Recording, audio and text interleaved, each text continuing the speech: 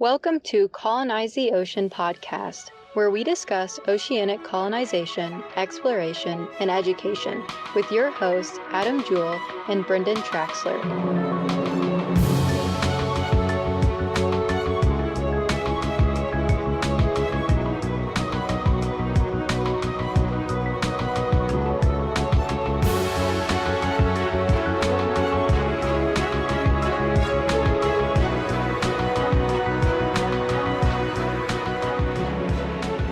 Ladies and gentlemen, welcome to the very first episode of the Colonize the Ocean podcast. I am Adam Jewell, the social media manager and public relations specialist for the Atlanta Sea Colony project, and with me is the co-host and the founder of both Colonize the Ocean and Atlanta Sea Colony, Brendon Traxler. Brendon, why don't you give a hearty hello to the listeners?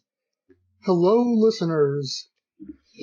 So we made a little bit of a teaser that people may or may not have listened to, but let's just recap. So tell the listeners and tell the people that are interested in this show what exactly this show is going to be about. Not necessarily just this episode, but the show in general.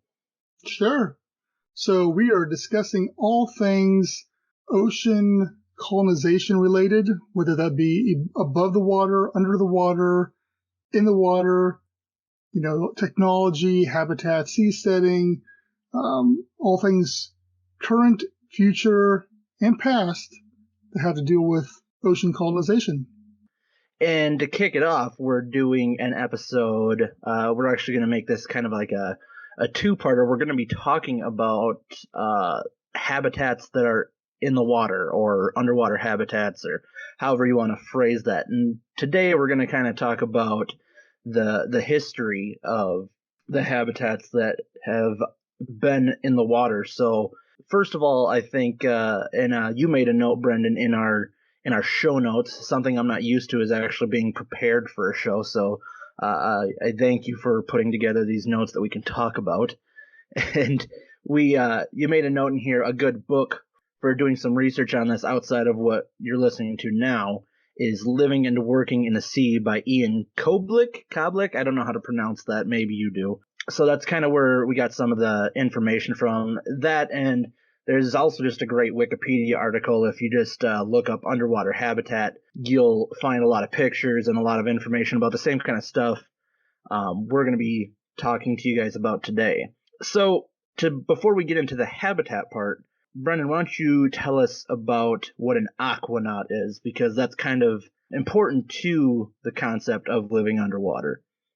Sure. Basically, just like an astronaut, an aquanaut is anyone who remains underwater for 24 hours around that. Same thing with an astronaut. It's somebody that's gone to space.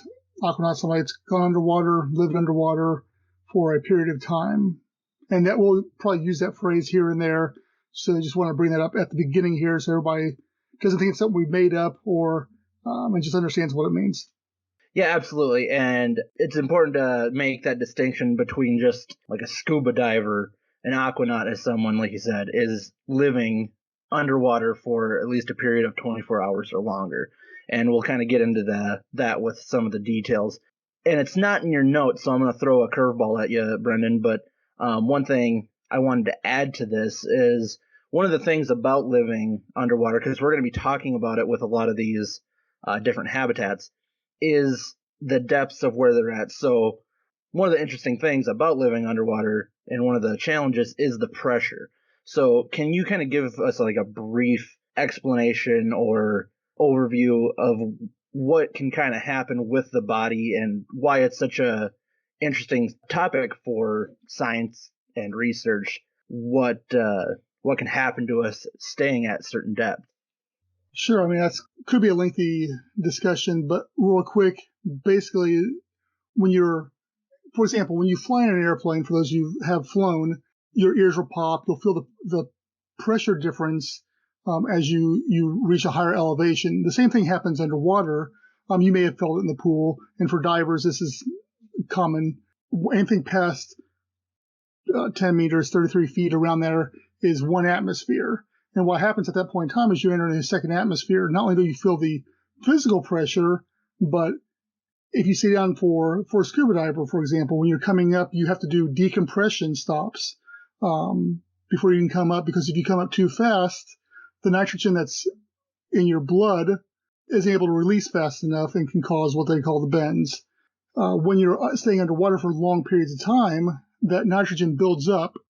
You have to have a longer stay. It may be a day, a week. You have to stay on for too long. It can be even longer than that. So that's been one of the big hurdles for underwater colonization. Even when scientists go down to Aquarius Undersea Lab, which we'll talk about, I think, in the next episode, that they have a period of time where they can, if they don't come up from staying there, they have to decompress for a period of time.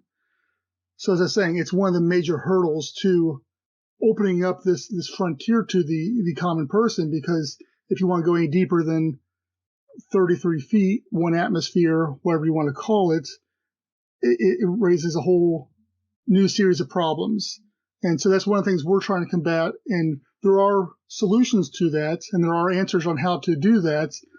It's just costly and has not really been put into play in a large-scale operation yet. So, kicking off, and we kind of talked beforehand that we'll kind of flip-flop these. So, the very first one I'm going to take that is on this list is the Man in the Sea 1 and 2. This was by Robert Stenuit in the Man in the Sea 1 project, run by Edwin A. Link.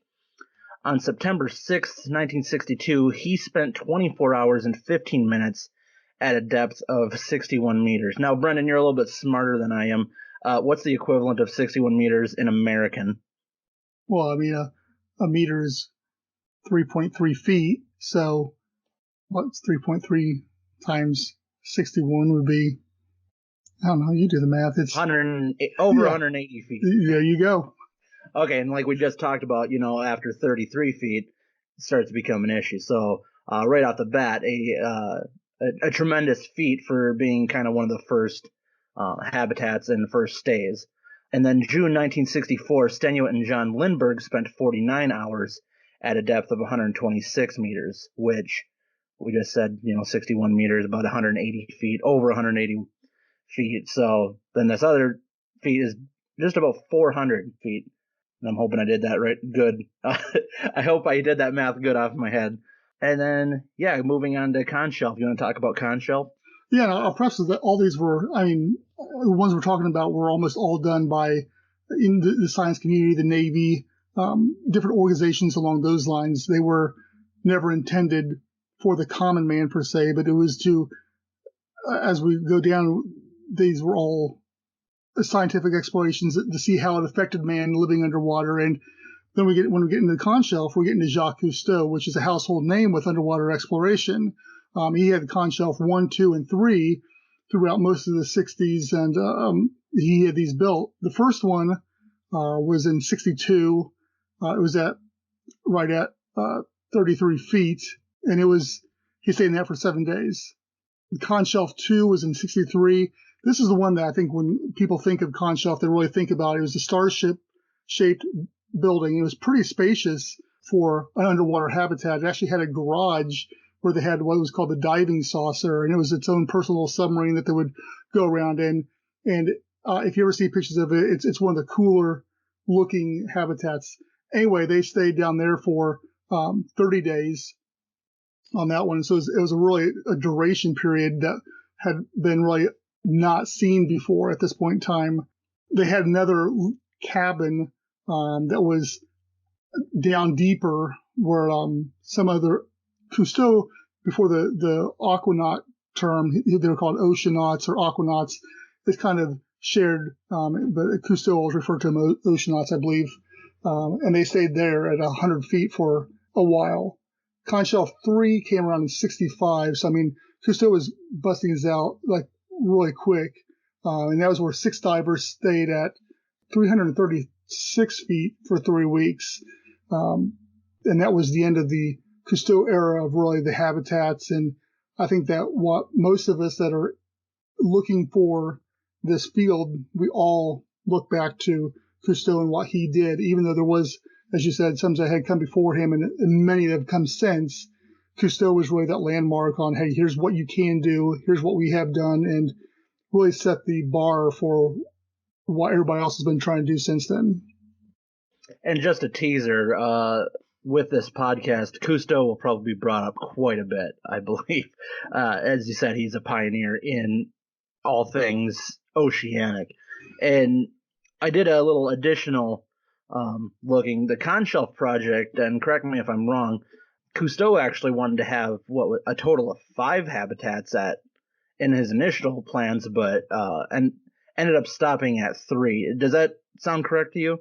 Well, I know that he had several plans. Now, there's, quick, Google search even. You can see some of the different designs and drawings for what he wanted to do even past then. And they were, for the time and even for right now, they're pretty audacious as far as he was really looking forward to the future of having, permanent underwater settlements. And so that was really what he was striving for. Okay, so the next one on our list was Sealab 1, 2, and 3. And as I was telling Brendon beforehand, it's taken everything I have to not talk about the Sealab 2021 cartoon. It was one of my favorite cartoons and shows. Probably not safe for kids, so I'm not, we're not going to get distracted, but it is a fun fact about me. Anyways. And we're all glad that you're not going to be singing that. Maybe we'll put it in a bonus episode. Oh, please no. Okay, so Sealab 1 was lowered off the coast of Bermuda on July 20th, 1964 to a depth of 192 feet, which is 59 meters. And that's where they were to stay submerged for 3 weeks. The experiment, however, was halted after 11 days due to an approaching tropical storm. And we've kind of talked about this before in one of our videos. We've talked about storms and how they affect underwater structures, and we can save the bulk of that conversation for another episode. But if people really want to know, they can go back and watch our Q&A video, because that's where we discussed it. Right. I mean, if they're really wanting to know about that. But yeah, we definitely. The brief explanation is that it's underwater habitats aren't immune to tropical storm damage, but what we did discuss is that the deeper the structures are, the safer they are from said tropical storm. But we'll get into that in a different episode, and like you said, you can go back to our Q&A video on our Facebook page and you can hear all about that. So Sealab 2 was launched in 1965 at a depth of 205 feet and 62 meters for those keeping score. Each team spent 15 days in the habitat, but astronaut Scott Carpenter remained below for a record 30 days. February 15th, 1969, Sealab 3 was lowered to 610 feet, which is 190 meters.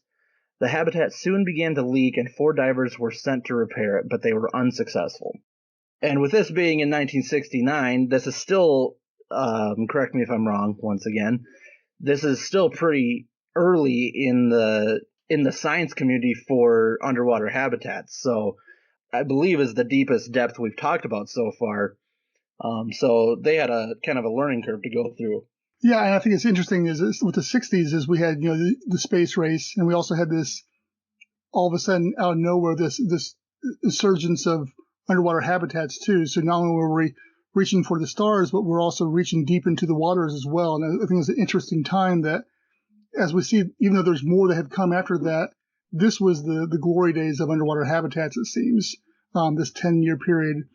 Also, I'll make a note that you talked about astronaut Scott Carpenter, and you'll want to remember that name because that will be brought up in the next episode as well. Yeah, like you said, we're going to be talking a lot about the relationship between space exploration, basically like sea colonization and sea research. There's a huge relationship there, and they kind of go hand in hand in a lot of different things. Do you want to go ahead and talk about Tektite 1 and 2? Yeah, I mean, the next several ones we're going to discuss, we're going to just pretty much go through the next ones pretty quick because, like I say, there are quite a few out there. And even when I was doing the notes on this, there was a bunch out there that qualified, but I didn't even throw them in here just because there are so many little habitats over the years that have popped up. As far as design style, the Tektite ones, personally, I think are some of the coolest looking ones. I don't know why. They just visually are very appealing to me. There's 2 of them in 69 and 70. The one in 69 lasted 58 days. The one in 70, 10 to 20 days. So there's 2 different missions. But yeah, I mean, I don't know if you want to just go back and forth on these, Adam, or how you want to handle it, but we're just going to go through it pretty quick. Yeah, and I made a note on this one, but I'm going to save the note for the end here. And I'm going to go through these next 2 just because there's just not a whole lot of information to throw in there. But there was a hydrolab that had 180 missions in it from the years 1970 to 85. So a good 15-year span that they were doing missions, and like I said, 180 of them. And then, correct me on this pronunciation, Edelab, or I don't know how they pronounce it. That was in April 26th of 1968. 4 students spent 48 hours in this habitat. And then 1972, Edelab 2 was at a depth of 13.7 meters. So that kind of goes back to the probably, a little over 40 feet underwater there. And one of the things that, and I made a note on one of them, but it kind of ties in with all of them, is that we keep talking about how there's been missions down there, or people are spending time down there. And probably the big question is, well, why? What are they trying to learn down there? Well, we talked at the beginning about decompression and the pressure. So a lot of these missions were about, blood changes, sleep patterns, oxygen toxicity. Once again, the compression, decompression, decompression sickness. Basically how being underwater and the pressure and being in these habitats, away from our normal, I guess, the human ecosystem, how being away from that really affects us. So, and once again, we kind of talked about this going hand in hand with space research and space exploration. And you made a great point that, during the same years of the space race was also kind of the glory days of, underwater habitats, underwater research. And it was really, a lot of it was trying to accomplish the same goal and trying to learn the same things. Sure. These last several we're going to be getting into are more foreign. Most of the ones we've discussed up till now have been American-based.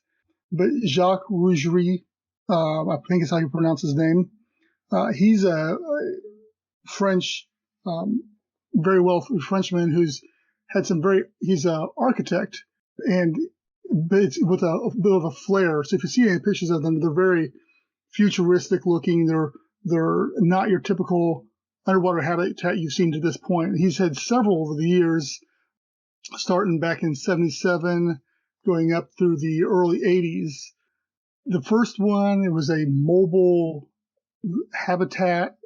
It stayed at a depth between 9 and 60 meters. His second one was kind of suspended between 0 and 60 meters. And the last one was similar to the others for about 7 to 15 days at about 12 meters. And we'll try to put some links in the show notes to some of these images and some of these information just so you can check them out for yourself. But they're very cool looking habitats. Then past him, there was the BHA-1 and the Helgoland. Both those are foreign. The European, the Bentos 300, and then actually there's several other smaller ones past that. All these habitats that we talked about in this episode here have lasted from the 60s up until the 80s. So over a 25-year span of time for the most part. We're looking at what what dozen or so habitats that we've talked about today.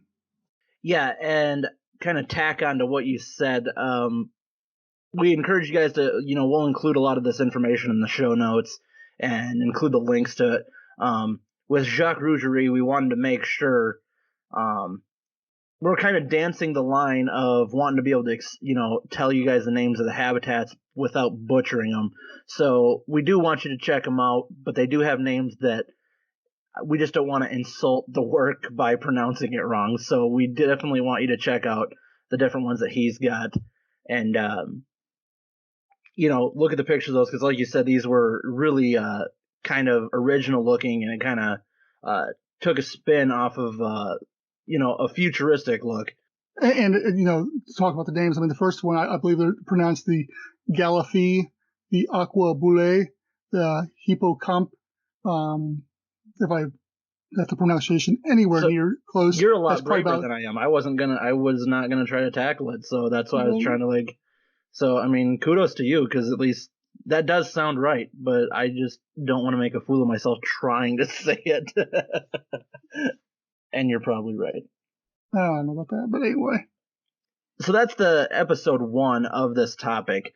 Like we said, we want to do a past, present, and future. So we thought we'd give you guys a brief explanation of the past aquatic habitats that have been out there. And moving into episode 2, we're going to be talking about habitats that have opened up in 1980 further on. And beyond that, we'll be able to talk about future plans and be able to give ourselves a little bit of a plug when we get into that. But what else do we want to add to this episode before we call it an episode, Brendon?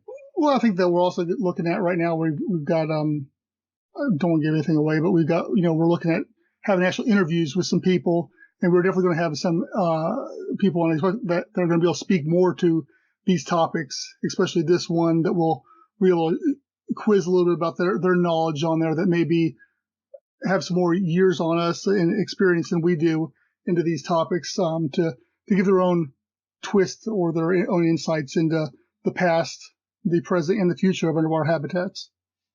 So if you guys are interested in checking out some of the work that we're doing, you can go to colonizetheocean.com, or you can go to our personal Facebook page at Atlanta Sea Colony. Or if you want to message us, you can get a hold of us at contact@atlantaseacolony.com. If you have any questions, comments, or ideas or things that you want us to talk about on this show, like my friend Brendon said, we're going to be trying to get some guests on the show, some more experts, to be able to talk about different issues. And going into next episode, we're going to be talking about the current stuff that's going on with underwater habitats. Anything else you want to close out with, Brendon? I don't think so. I think you got it covered. All right, guys, thanks for listening to the first episode, and we will catch you again very soon with part 2 of the underwater habitats.